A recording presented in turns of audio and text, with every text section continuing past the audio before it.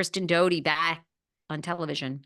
Keep it moving and grooving. Matt Lauer in the Hamptons, red carpets rolled out when he walks into a place, moving and grooving. Yeah, we're horrible people. They did bad things, blah, blah, blah. Crucify me and Sarah tomorrow. I just don't have the energy now. Max Boyens broke his silence on the Behind the Velvet Rope podcast, talked all about the racially insensitive past. And we held his feet to the fire as much as we could, and then we moved on. So go listen to that. Wait, what was Max? Like, did he have like insensitive tweets or something? Was it like social media posts that came out and he was making racist jokes or something? What was that? Yes. Now I don't know the exact, because I mean, I don't remember what I did 3 hours ago. Okay.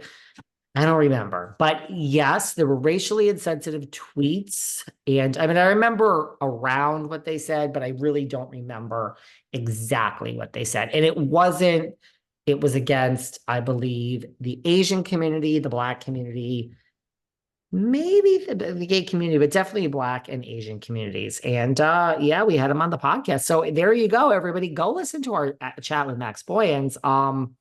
The mother and I, his mother, we talk all the time on Instagram. She was a mother worried about her son.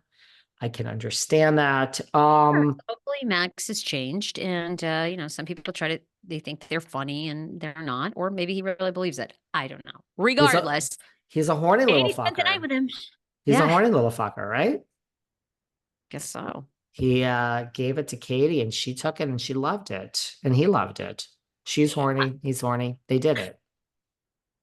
I mean, I don't know what else you want me to say. The show is so incestuous.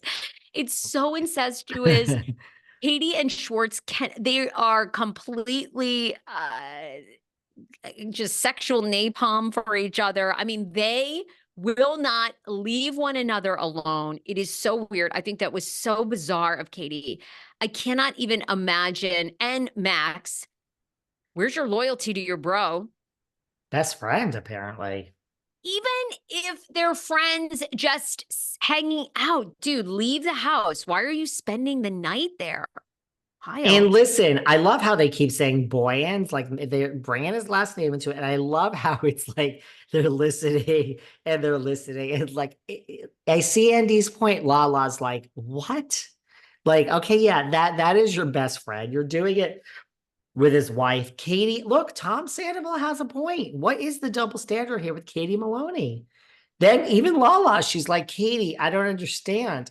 So Lala is just seeing the light and she is just like, what is going on here? What am I mean, I don't know why you're shocked, Lala. Like, have you met Jax and Tom and Kristen and Stassi and the whole group? I mean, she's just like, this is classic Vanderpump One. This, Sarah, this episode that you like so much, this is what you missed. Seasons 1-8. No, 1-7. This is the show imagine times 10. Imagine Jax sleeping with Kristen while Kristen is dating Sandoval, and then Kristen lies about it, and then she finally admits it and gets slapped in the face by Stassi. And Lisa is just shocked. So this is what you missed. This is classic Vanderpump 101. I loved it. She slept with Max Boyens. His best friend. Listen, back in the day, Max, during COVID, when he was being canceled, he really was friends with them. He would always go over Schwartz's, Sandy's. He was the manager at TomTom. I believe he actually, I forgot the time, he lost his real job too, I think. Well, they make him sound like in the episode that he still has a job. Or were they talking in past tense? I thought they said past tense, baby. Past tense. He was the manager. Okay. Yeah. All right. Well, I'm sure he's working somewhere. And that was great. And I love that the tables are turning. I love that we're moving on from Sandoval and Raquel, and we are speaking less and less about Raquel. Brock in the I thought it was great, but I do want to go back up because well, we see something about her, and I'm going to say, I think we are setting up. I think LVP is dropping some strategic lines. We are going to be ready for the bombshell reveal next year that it is never opening. that something about her was a flop and never opened, because Lisa Vanderpump is so interestingly saying, isn't it weird, darling? It's been a year. They've sunk so much money into it, and yet they haven't been able to open. They've been making a fortune on these sandwiches. If they could just open. And I thought, well, Lisa, you're the queen of West Hollywood.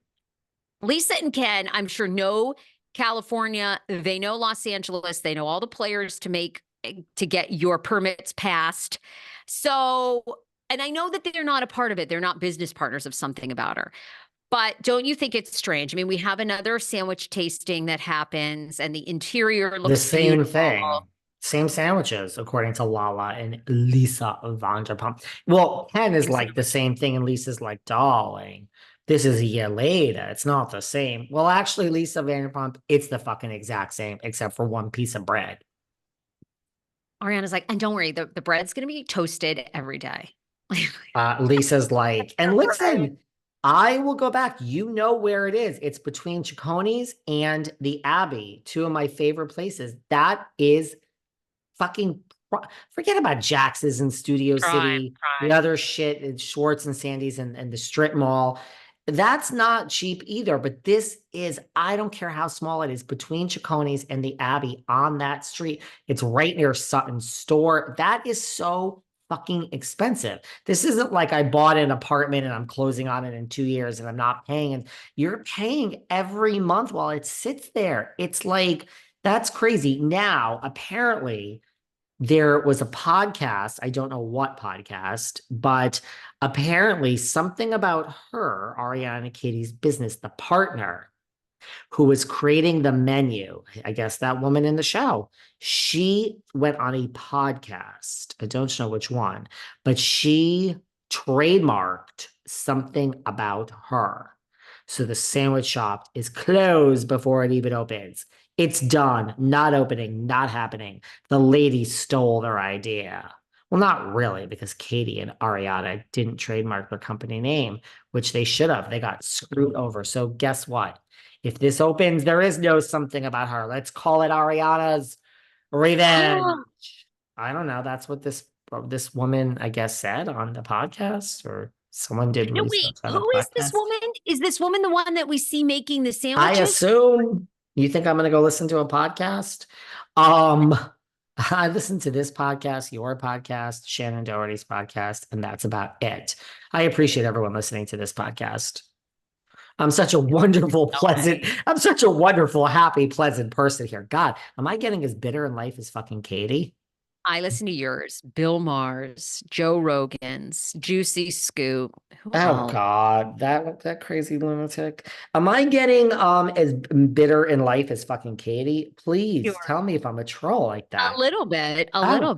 Yeah. I apologize, you guys. Because some of these other podcasters have great some of them have good scoops. Some of them have good interviews. I mean, I know what you're saying. I think the problem is lots of times with podcasting is they kiss ass. They kiss ass. Milk toast.